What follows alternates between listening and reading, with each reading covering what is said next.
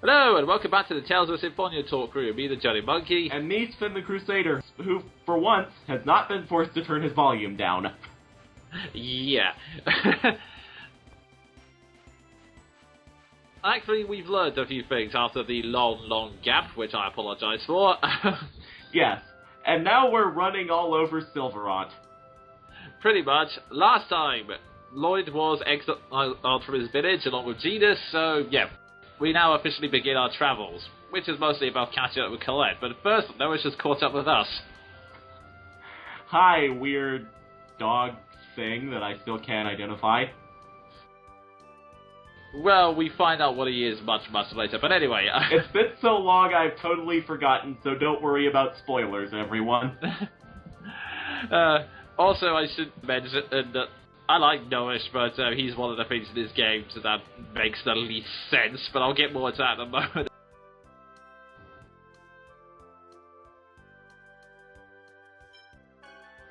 But yeah, the point of this scene is that we get a letter from that provides us with supplies and an explanation of EX skills. Basically, throughout the journey, you'll pick up items known as EX gems. These will be able to provide passive effects. Yeah, currently we just get level 1 gems, and you can click on the item here and you get a variety of different ones.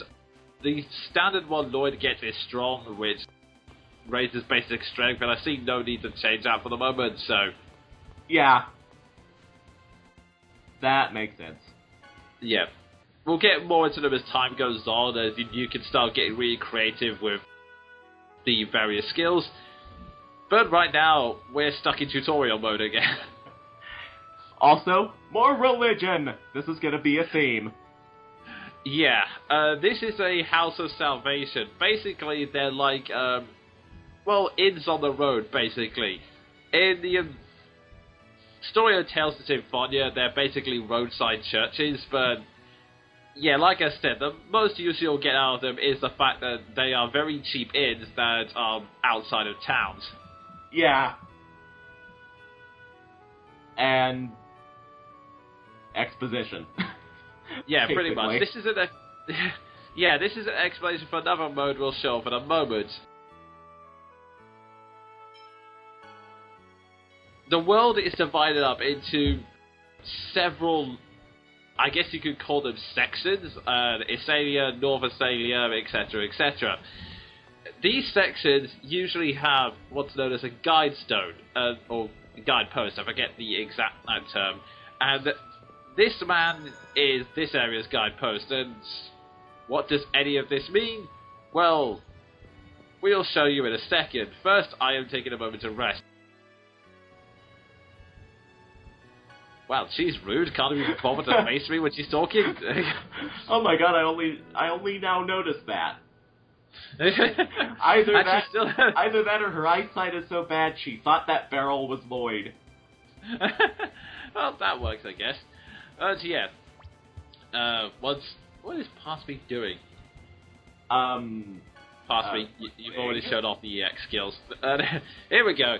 This is long range mode, and this is essentially why we have Noah's here. Basically, once you activated a guidepost, you can have Noah's who allows you to see more than that map, so enemies can be easily avoided, and he walks slightly faster than normal form. Slightly. Oh, one of my favorite skills. Yep, I love to use it too. Sword Raid is a very good move, as it's a very fast move. Basically, if you're trying to raise the number of hits in a combo, Sword Raid is a very quick and easy way to do it. Also, death by 1,000 pokes. Indeed. And I'm speeding up because at the very end of this long stretch, you'll see that glowing circle there. And once Lloyd's finished his training... there we go. Yeah, I mentioned a couple of times before that dialogue options throughout the story affect what are known as affection levels, basically how much each character likes you. Another way to do that is to find these glowing spots on the map. I recommend saving before you interact with each one, but walking into these gives you a conversation with one character, and at the end of it, you'll have a choice between two answers. One of them will raise the affection, the other one will take it down. So, yeah, in this case, it's you did. If you select, oh, Genus' response is, wait, that's all you have to say after all that? I say once again, the skits are some of the brightest parts of this series. Indeed. Now, the reason I say not Genus, the reason why I say no, it doesn't make sense a lot of the time is because, like I say, the long-range mode only works in areas you found the guideposts. You saw there, Lloyd got off Genus. No, I keep getting the two mixed up. Lloyd got off No-ish, but I didn't trigger that. What happens is if you enter an area without where you haven't seen the guidepost, you instantly get off No-ish, which I don't know why, because does No-ish really have to know where he's going? Man, he must have one hell of a bad sense of direction. Yeah, it's even worse than my dog, anyway. No-ish.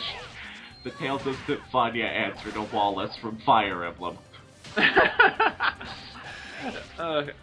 I don't know if that's a worse bird on No-ish or Wallace. You know, I'm not sure either. Just as I expected.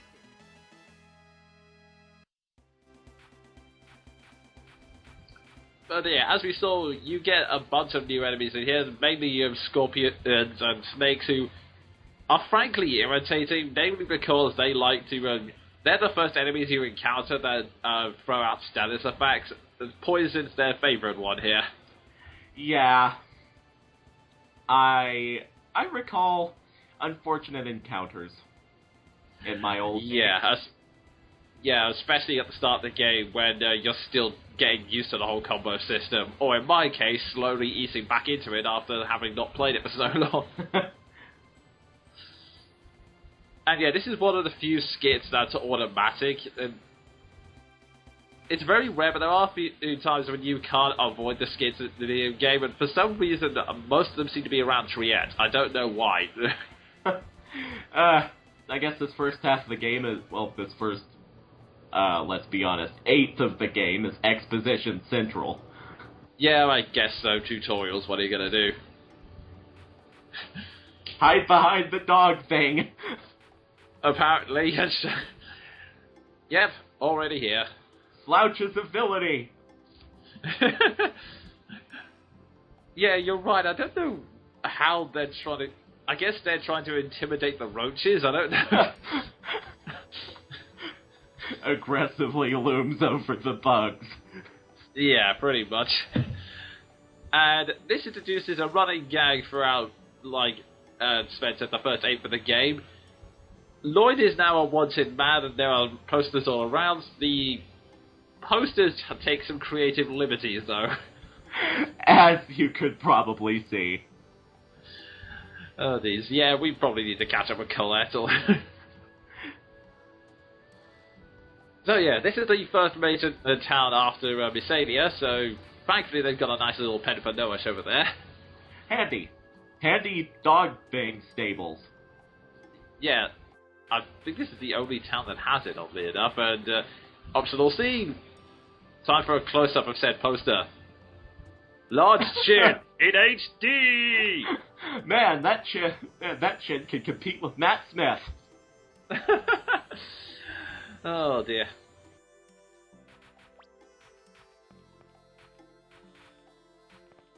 It's very tempting to just rush around town and go straight on to the next plot point, but there are a lot nice little secrets around here.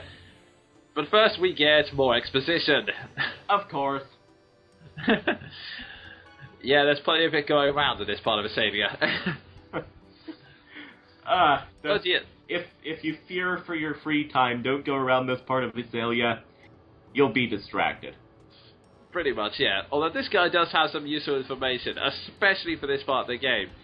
One interesting feature of this game that sadly hasn't continued to other Tales of games as far as I'm aware is customization.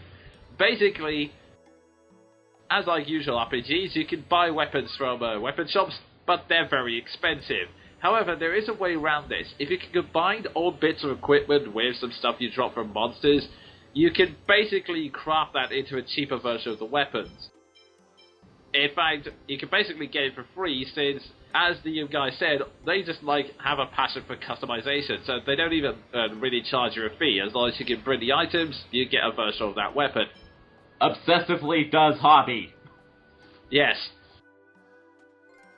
And yay, PlayStation 3 achievements trophy thing. Do this simple thing. I'm not 100%. I'm not a big fan of those. I don't know if you've noticed. As if little blips on the screen are the only things we gamers live for. And the funny thing is, if you look to Microsoft's fan base, that's not far from the truth. Yeah. Lord Ransom. Anyway.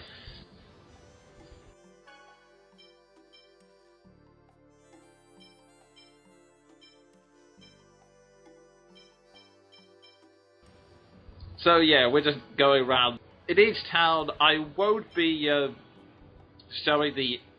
At least I'm hoping possibly won't show you the entire process of buying and selling, but I'll be showing you what's available and what I'm equipping, but yeah, in the future I'll speed things up. I think it's because it's the first town possibly decided, you know what, you'll get to see the whole thing. Yeah.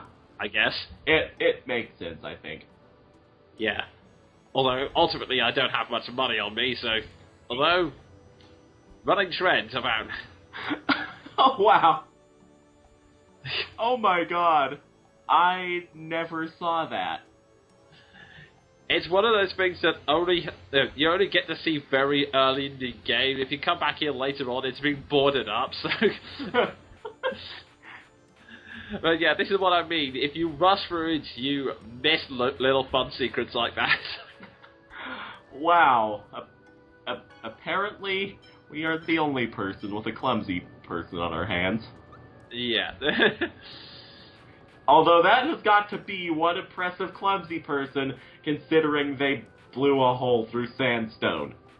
Yeah. Colette's clumsy nature has a lot of interesting side effects, but hey, it's a confirmation that she has at least been here, so... Oh wait, I only just now picked up on that. Damn, I'm good! Oh, well, again, started a talk through, everyone's learning. Fair enough. And plus, I never saw that before. So yeah, if you're looking to advance the plot, we'll slowly move up to the top screen, and possibly has overcome my hesitation about me. What the heck are you doing? Man, past you must have really... Oh, okay. It makes sense. Sort of. This is the Cancer Exploration Team. This would be where I would tell you all about what they do, except I've never once used them in any of my playthroughs. Me either. To me, they basically just exist as really weird humans in fursuits. Yeah, this has been a running joke-ish that's been going on throughout the Tales series, where they are apparently an alternate race, which I don't get. Yeah, I don't get Wow.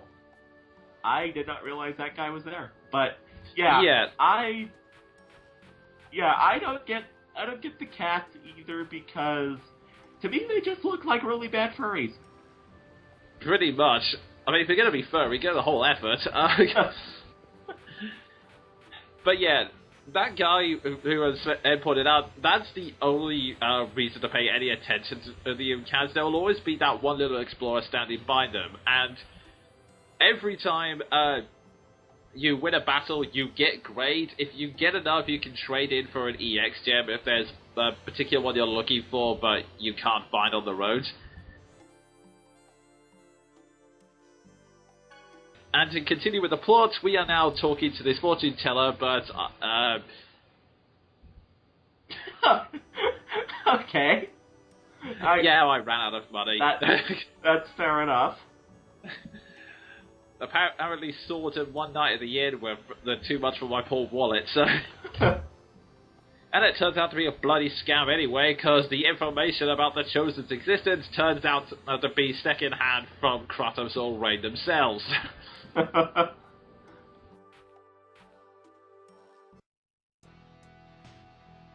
Oh hey, villainous slouches! Pretty much.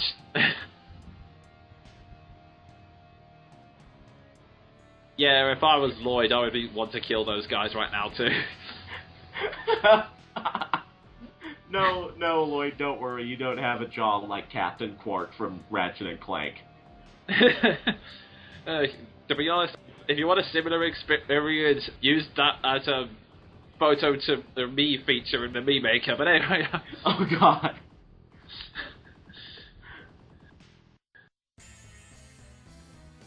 All right, let's go. So yay, scripted fight, and again we have the bone archers. I would suggest taking them out as soon as possible. Poke him to death. Although preferably don't get surrounded by all three guys. And oh shoot, is that my last apple gel? Oh dear. Yeah, if memory serves, past me did not do very well on this fight.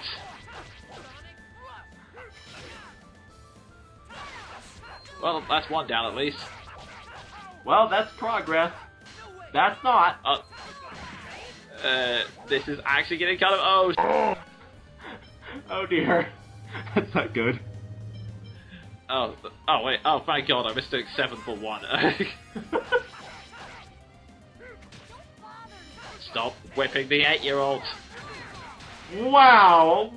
Only in context is that sentence even remotely acceptable. And even then, I apologize profusely. I have let myself down, I have let Sven down, and I have let the audience down. Wow.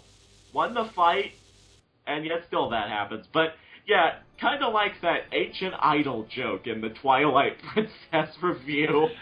In fact, it's probably even worse. Anyway, and yeah, thanks to that cheap shot, Lloyd's now been kidnapped, and when in doubt, Genius has used the crying 8-year-old tactic. When in doubt, guilt trip him. Pretty much.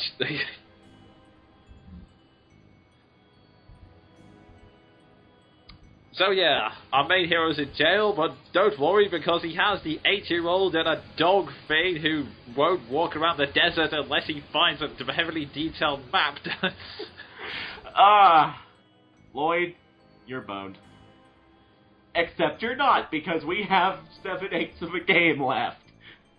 Pretty much. So join us next time when we either conduct a jailbreak or they somehow manage to get inside. Yeah, until then.